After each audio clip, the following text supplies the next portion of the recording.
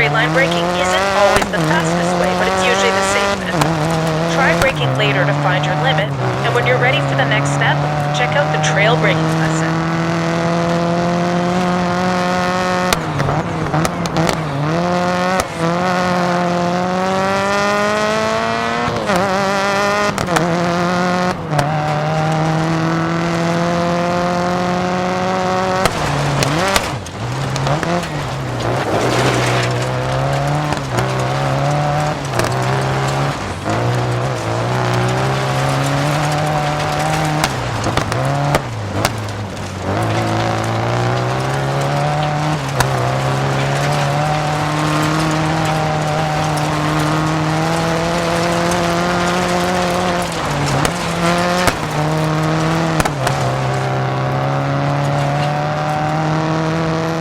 Weight transfer is an important part of most driving techniques taught in the Dirt Academy. Braking shifts the weight over the front wheels, and accelerating shifts it over the rear. Steering left and right moves it from side to side. Being aware of how you're shifting weight between the four corners of the car will give you more control when you go through the turn.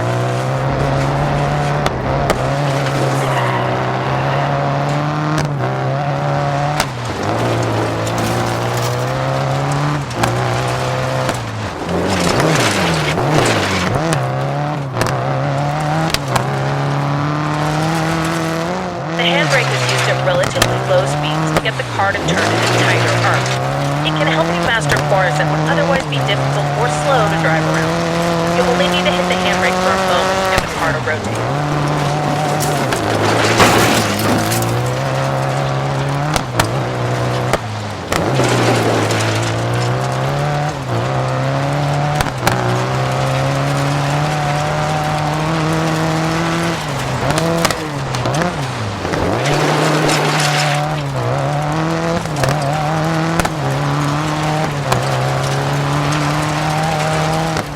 Get a flat tire during a rally stage, you have two options.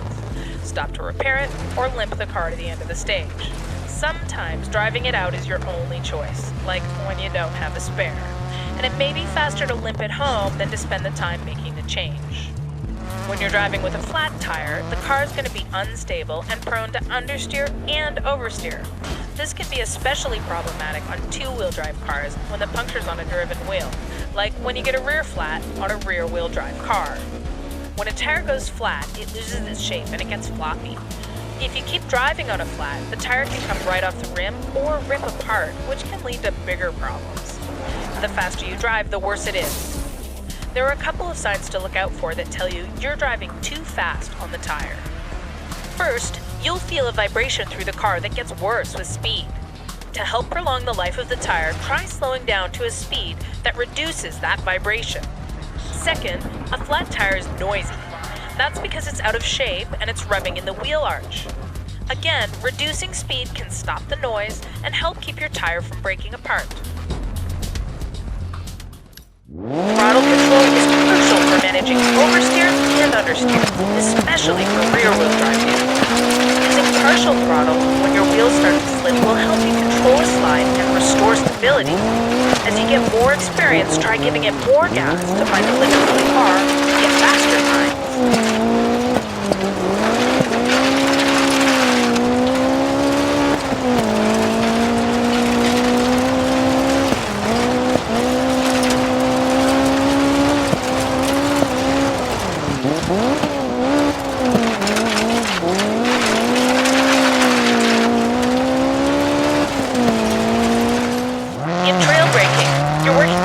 Turning at the same time, so you're shifting the weight of the car over the turning wheel. It can help you take long sweepers at higher speed and to start getting a feel for more advanced techniques, like pendulum turns.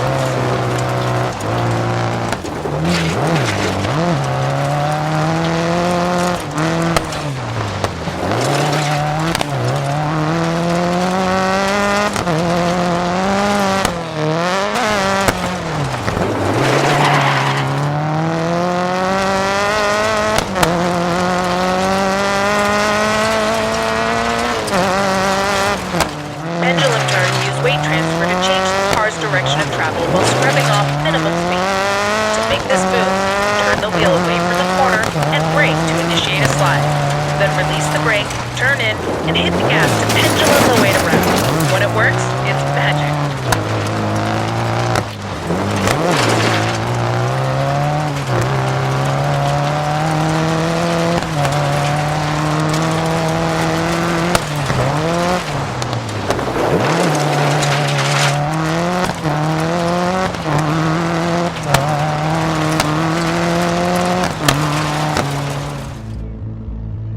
Mastering the start is an art all in itself.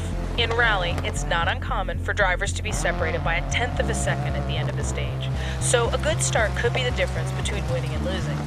In rallycross and landrush, a fast start is even more important. If you get out front first, you'll be clear of the rest of the cars when they hit the first corner together. Turning off the automatic starts assist gives you more control on the start.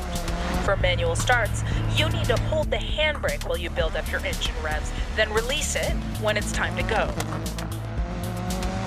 By default, the clutch works automatically, so there's usually a fraction of a second delay between the time you release the handbrake and when the clutch engages. Through experience, you're going to be able to anticipate this delay and release slightly before go time, giving you a faster start off the line. You need to be confident in your ability to anticipate though, or you're going to get a penalty for jumping the start. Enabling the manual clutch gives you total control over when you engage the clutch. With practice, this is the fastest way to start because you're going to be able to time it exactly right.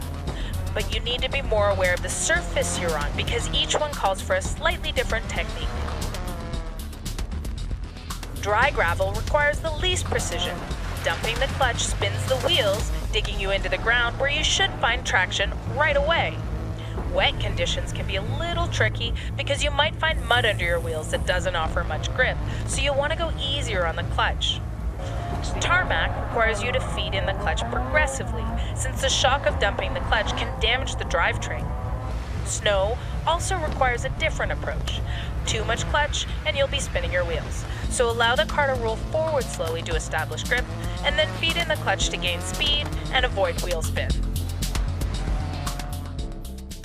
Manual transmission mode enables full control over your gears, allowing you to explore effects like engine braking.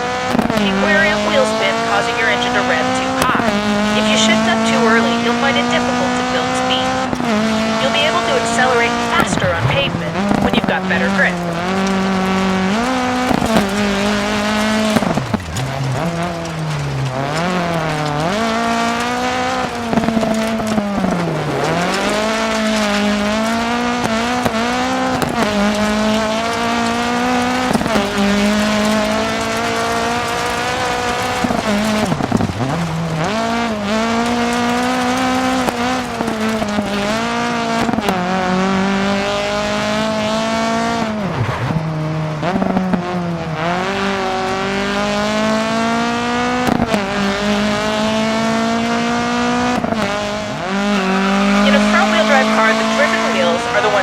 Steering.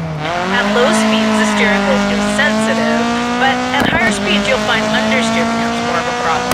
Try to always brake in a straight line, and if you start to spin out, don't panic. Just center your steering and give it more gas. The car's going to straighten itself out.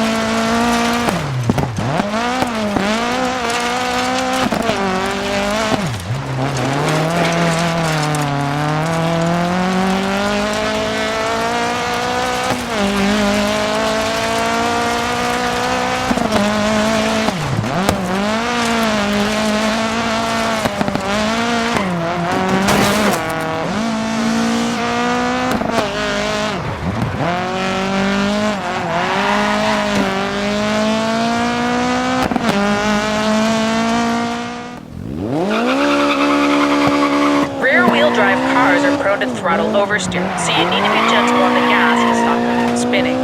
If your car is understeering, you can use the oversteer characteristic to bring the back end of the car around. Try to avoid big weight transfer because it can be hard to get the car to settle down.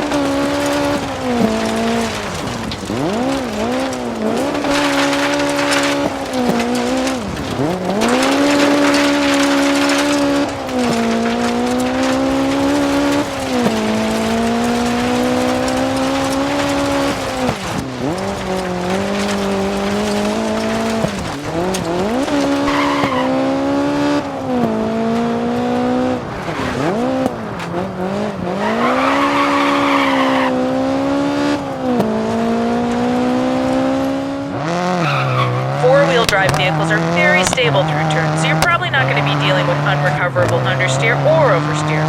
Use this to your advantage and attack corners with confidence.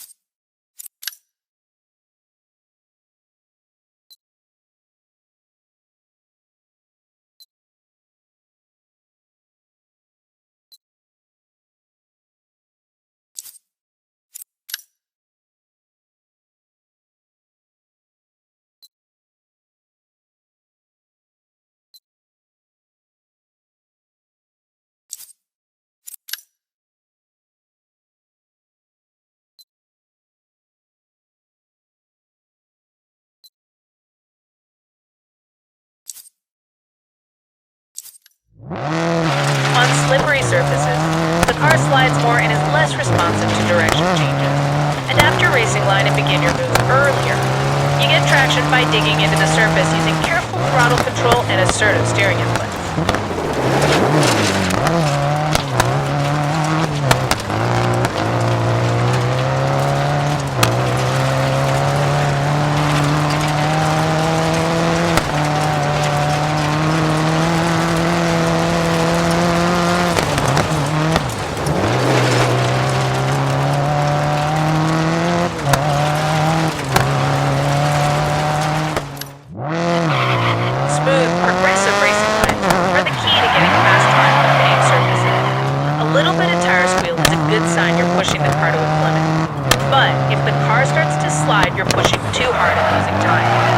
Identify corners that you can cut to get a better racing line, but be careful of obstacles like curves that can unsettle the car. Only grab the handbrake if you have to on very tight turns, but keep the action short and sharp.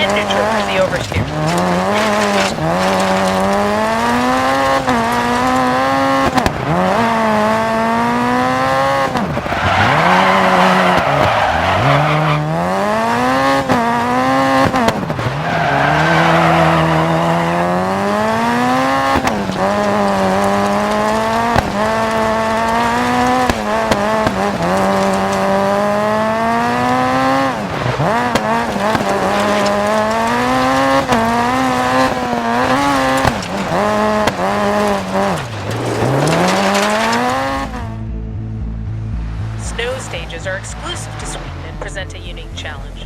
Your car is automatically fitted with studded snow tires, so it's going to feel like you're on gravel. You're going to encounter a mix of snow surfaces and a variety of grip levels, but the distribution of the grip tends to be more uniform across the width of the road than you'll find with gravel. A typical snow surface features a layer of snow over ice, gravel, or tarmac. Your tires are going to naturally sink into the snow, making a big roost behind the car. A buildup of snow against the side of the tire gives you some resistance to slides and the illusion of a grippier surface. That resistance will subtly slow your forward motion too.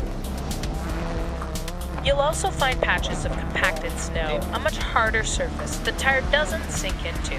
It's going to feel like it has less grip, but it's actually faster. When you hit slushy snow, you'll see the color of the underlying road surface showing through the racing line. Grip's going to be inconsistent across the road as you transition between slush and snow, so your best bet is to stick to the worn tracks whenever you can. Built up along the side of the road are the famous Swedish snowbanks. You gotta watch out, because they'll grab the car if you hit them too hard, and that'll be the end of your rally. But you can use them too. If you drag the tail of your car through them, they'll help keep you straight on corner exits. Careful though, there's a fine line between brushing the bank and digging in, which makes this one of the most advanced snow driving techniques you can master.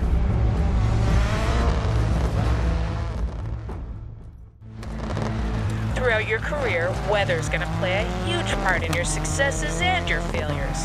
You'll experience sun, rain, mist, fog, and snow, all with varying degrees of intensity.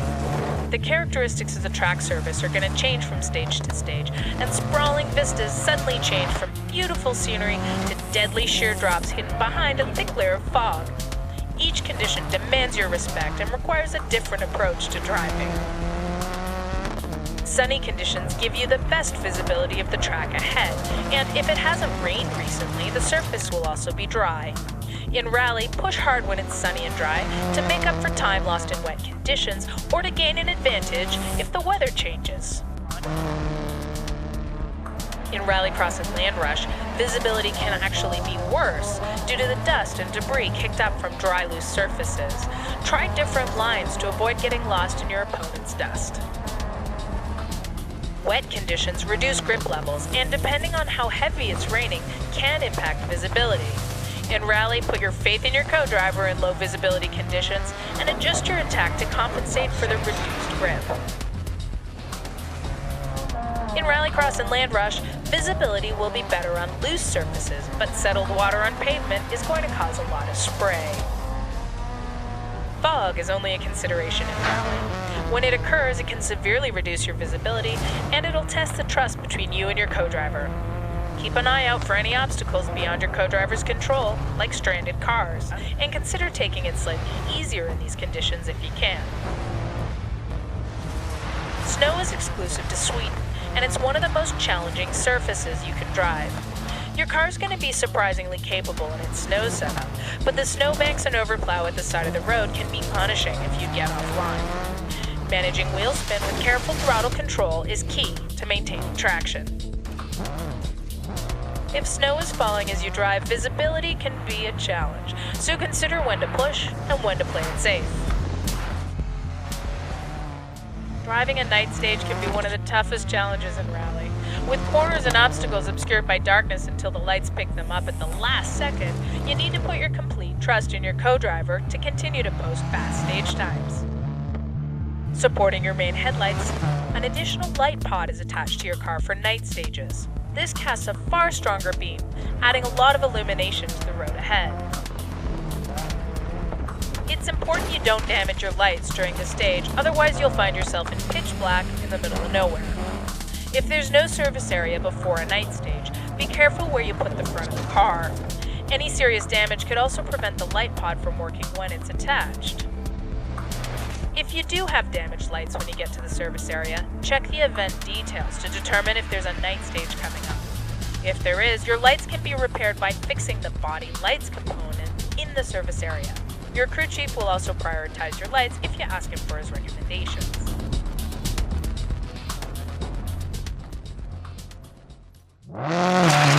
The key to nailing a turn after a jump is managing your speed. You want to get most of your braking done before you take flight. If you don't make the turn and hit the red markers, try again.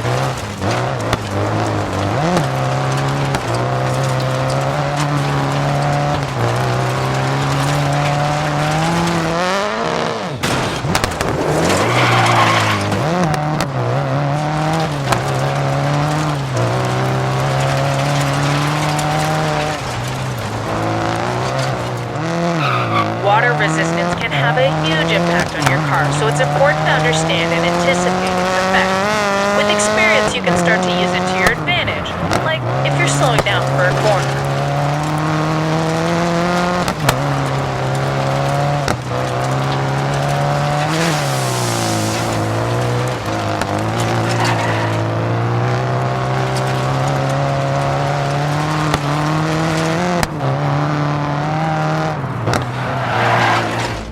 Camber is an important factor. There are two types of road camber, positive and negative. Positive camber is when the road is sloped toward the inside of the corner. It can be used like banking through the corner for higher cornering speeds. Negative camber is when the road surface is sloped away from the inside of the corner. This naturally tries to force the car away from the apex, pushing you wide, so you want to use lower speeds. Your co-driver will warn you with an off-camber call. In isolation, camber or off-camber corners are pretty easy to deal with, but when they're combined in a sequence of turns, it can be tricky, especially when you're on a road with crown in the middle, and you get both types together. Be careful, because if you get on the wrong side of it, the car can become unstable. Good car positioning is the key to getting the most out of each type of camber.